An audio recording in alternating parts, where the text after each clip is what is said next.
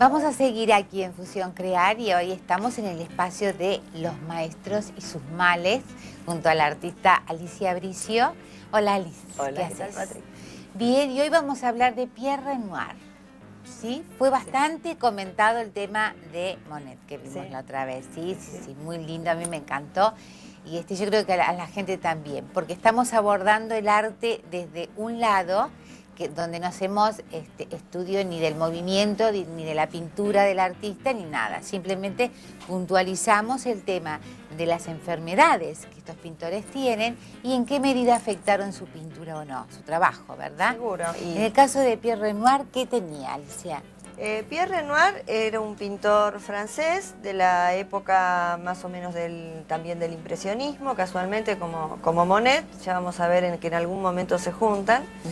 Y Pierre Renoir nació en 1841 en la ciudad de Limoges, en el pueblo de Limoges, en Francia, y empezó también en sus orígenes a pintar porcelana para una fábrica de porcelanas chinas. Además, con su hermano pintaban abanicos, pintaban las telas para los navíos, pintaban telas para iglesias. Entonces su comienzo tuvo un comienzo muy refinado, tuvo un comienzo de mucha delicadeza, que eso es uno de los aspectos y características que su obra después pasada, después del Instituto de Bellas Artes, de la Escuela de Bellas Artes y todos los estudios que hizo, es una de las características que se va a poder ver en su obra como impresionista, porque tiene las luces muy claras, es muy prolijo, los contornos, los ojos de las personas, de las mujeres que pintaba, de los personajes, tienen la piel muy clara y las pestañas muy negras haciendo contraste con la pupila. Tiene una delicadeza propia de la persona que tiene la práctica y la gimnasia de haber pintado porcelana.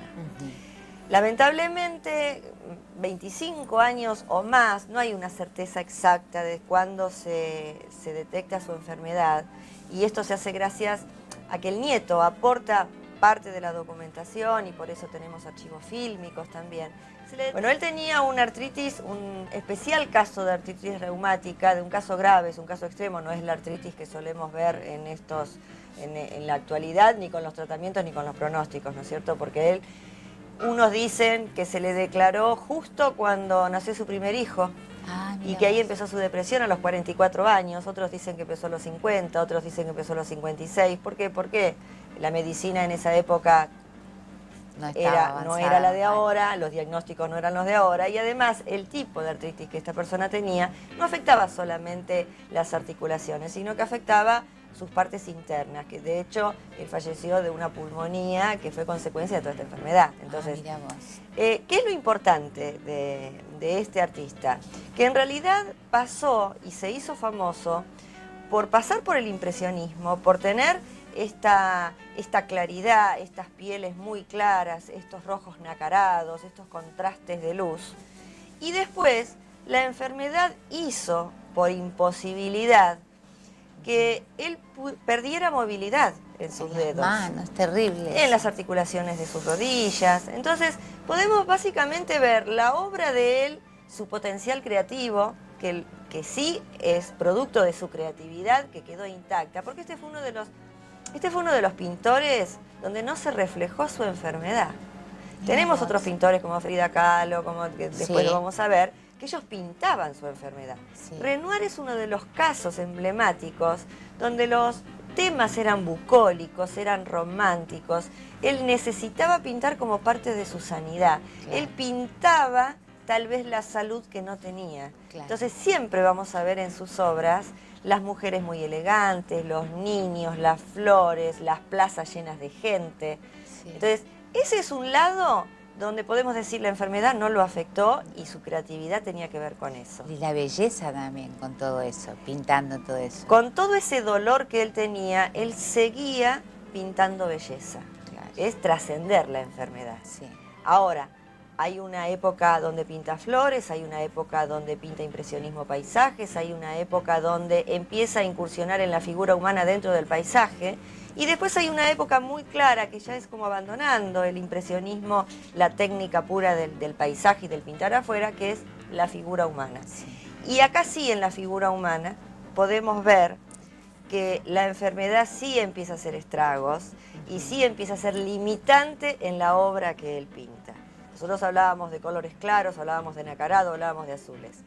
esta persona, este artista, este genio, empezó pintando libremente, después empezó a tener un poco menos de movilidad en las manos, empezó a caminar con un bastón, después le agarró una parálisis facial. Oh, Dios, o sea, fue todo más de 25 años fueron. Sí. Produjo más de 6.000 obras, creo que es el artista que más obras produjo. Entonces, en algún momento, la falta de movilidad y la dificultad de tomar los pinceles, ¿qué hicieron? Que si no podía, en un momento llegó, vamos a ver en algunas imágenes que en algún momento lo trasladaban en una cama, en una silla, en un momento llegó a estar en silla de ruedas, pero ya estando en silla de ruedas, cuando no podía manejar la paleta se la ponían sobre las piernas. Cuando ya no pudo sostener el pincel como sostenía su pipa, es mentira que lo vendaban por sus heridas, pero sí le ataban el pincel para poder tener motricidad fina.